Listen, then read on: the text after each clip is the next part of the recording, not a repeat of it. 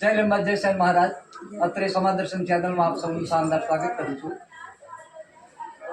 આજે અડિયાવાડી સિકોતરમાં અને થળિયાવાડી સિકોતરમાં જેને કહેવાય અડિયા ચંદ્રુમાણા રોડની વચ્ચે અડિયા ગામ આવેલું છે, ત્યાં ગીતાબેન માતાજીનો એક સરસ મજાનો આશ્રમ આવેલો છે. હવે માતાજીના દ્વારા આજે રથનું જે ભ્રમણ ચારેય દિશાઓમાં આપણા જે નાઈ બાળંદ સમાજના જે માઈ ભક્તો છે તેમના ત્યાં રથનું ભ્રમણ થઈ રહ્યું છે. મારા ખ્યાલથી છેલ્લા 2-3 વર્ષથી આ એમનો કાર્યક્રમ જારી છે. ગીતાબેન વિશે કહું તો ખરેખર એમને એક તપસ્વીની યા યોગીની જેવું એમનું રૂપ અને એવી એમની કાર્યશૈલી મેં નજરે નિહાળી છે. અને ગીતાબેન જેવા આપણા નાઈ બાળંદ સમાજના જે તપસ્વી છે, ખરેખર એ આપણા સમાજનું એક મોટું ગૌરવ છે. તો ગીતાબેનનું જે કાર્ય છે એ સતત 12 વર્ષ સુધી ભોયરામાં રહી અને જે ઓમ નમઃ શિવાય યા માતાજીના જે જપ કરી રહ્યા છે એ ખરેખર બહુ મોટું કાર્ય અને ભગીરથ કાર્ય અમને આદર્યું છે. તો આ વિશે ગીતાબેનને ખરેખર જેટલા પણ ધન્યવાદ આપણા સમાજ તરફથી આપીએ એટલા ઓછા પડે. કારણ કે એક મહિલા સ્વરૂપે, નારી શક્તિ સ્વરૂપે જો આટલું મોટું ભગીરથ કાર્ય કરવું એ કંઈ નાની સૂની વાત નથી. માતાજીનો રથ ચારેય દિશાઓમાં છેલ્લા ઘણા વર્ષોથી આ એનું કાર્ય એક પ્રણાલીનો શુભારંભ થઈ રહ્યો છે. આજે આ રથ સાવડા ગામના દિનેશભાઈ ભીમજીભાઈ દસાડિયાના ત્યાં પ્રસ્થાપન કરેલું છે. અને ત્યાં અમારે જે આવવાનો જે મોકો મળ્યો એ બદલ ખરેખર માતાજીનો ખૂબ ખૂબ આભાર માનીએ છીએ. હવે અત્રે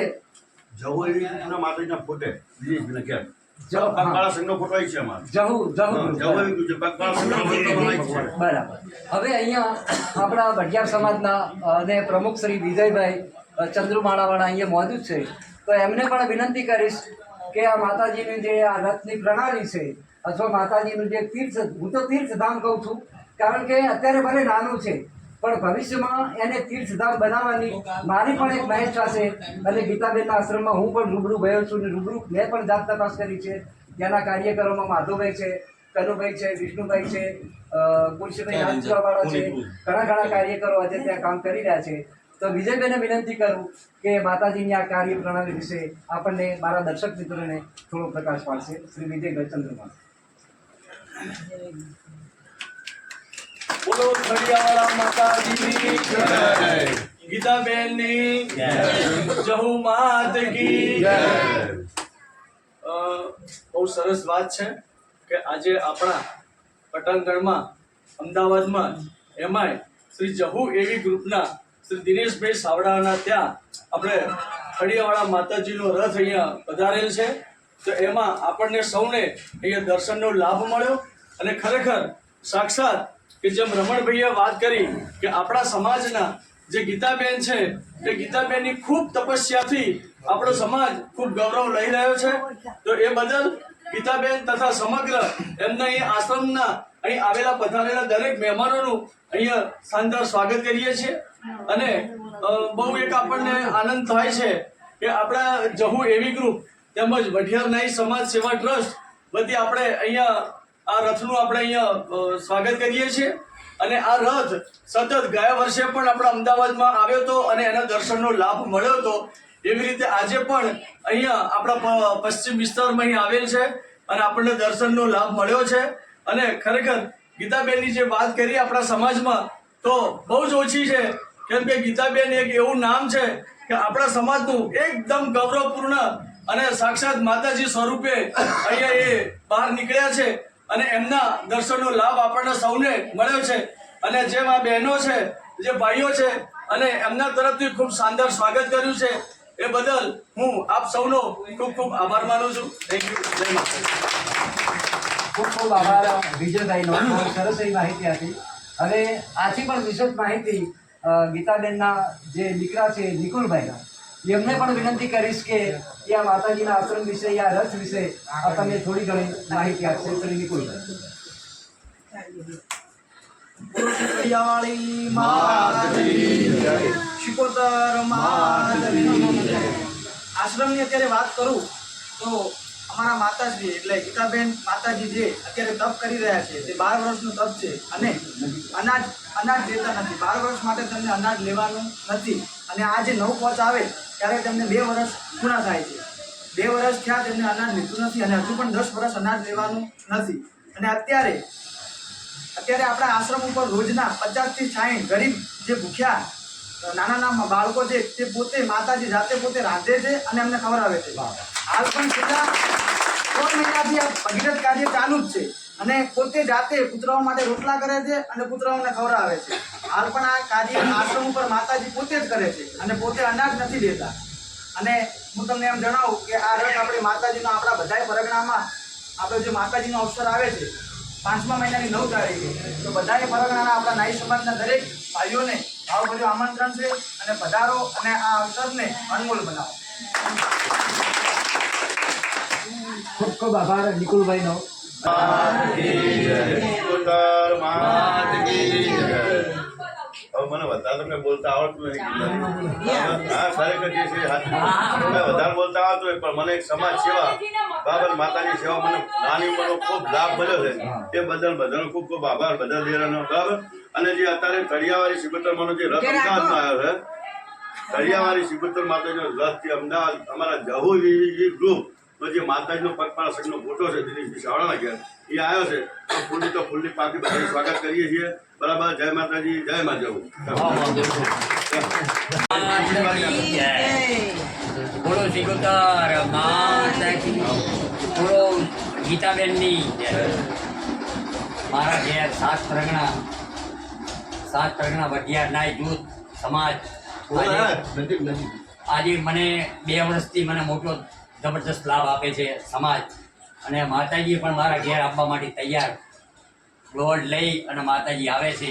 અને આ સાલે માતાજીનો મને કોઈ સંકલ્પ નહોતો પણ તોય તે છતાંય માતાજી કે મારા જૂના બેઠકે જવું છે એટલે આ ભુવાજી 2-4 ભુવા હતા મને દોડ આપી અને માતાજી મારા ઘેર બિરાજ્યા. અને અત્યારે હાલ આ બધી વસ્તી બેઠી એ મારા માટે બહુ મહત્વનું છે. અને મને જે પાલો પાણી પીવડાવાય અને જેટલું મારાથી દાન કરાય એટલું કરી શકીશ. અને માતાજી કાયમી કાપવું હોય તો છૂટે મારા માટે અને મારા ઘર માટે. ધન્યવાદ છે માતાજી. આજે બોલો થળિયાવાળી શિકોતર માત કી જય. બોલો જહુ માત કી જય.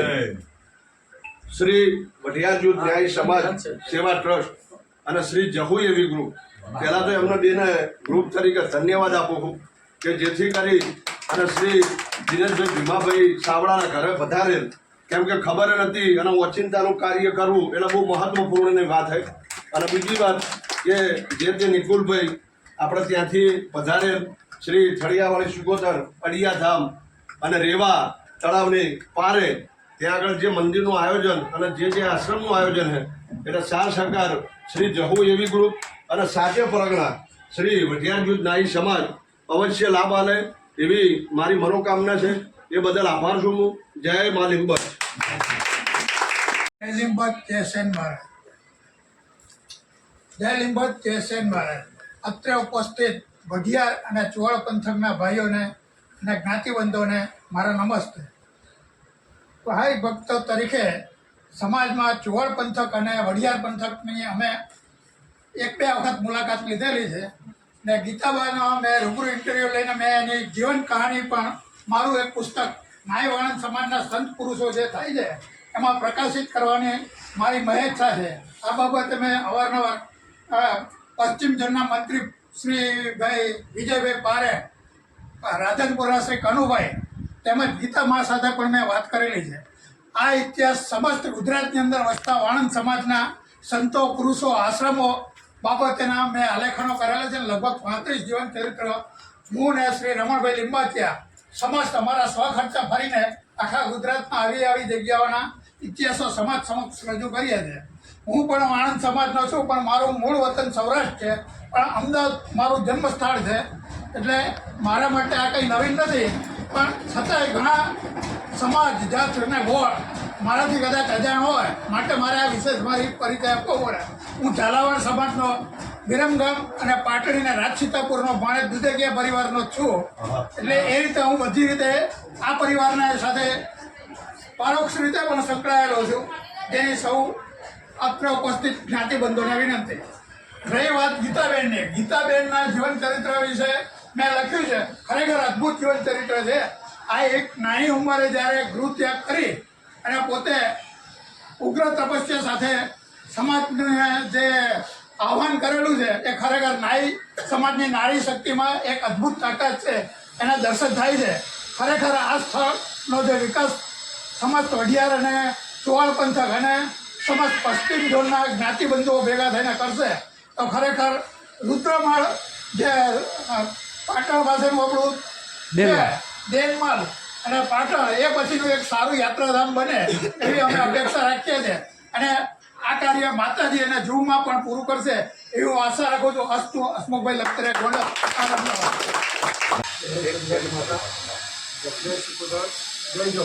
હવે જે આ આપણા પશ્ચિમ વિસ્તારની જે બધું એવી ગ્રુપ દિનેશજી સાવડાનું ત્યાં જે રખાયો છે અને એમના જે આંગણ રખાયો જે દર્શનનો લાભ મળ્યો છે એ ગૌરવપૂર્ણ કહેવાય. અને આવો લાભ અમને મળે નહીં પણ અમારા પૂરા ભાષાની કહીએ કે આપણા રત્નો અને દર્શનનો આનંદ મને મળ્યો છે અને ભવિષ્યમાં આનંદ મળે. અને ભવિષ્યમાં તો કહું કે હવે પછી જો રસ આપતો મારા ઘરના આગળ જો એનું સ્થાન થાય મારી જાતને બહુ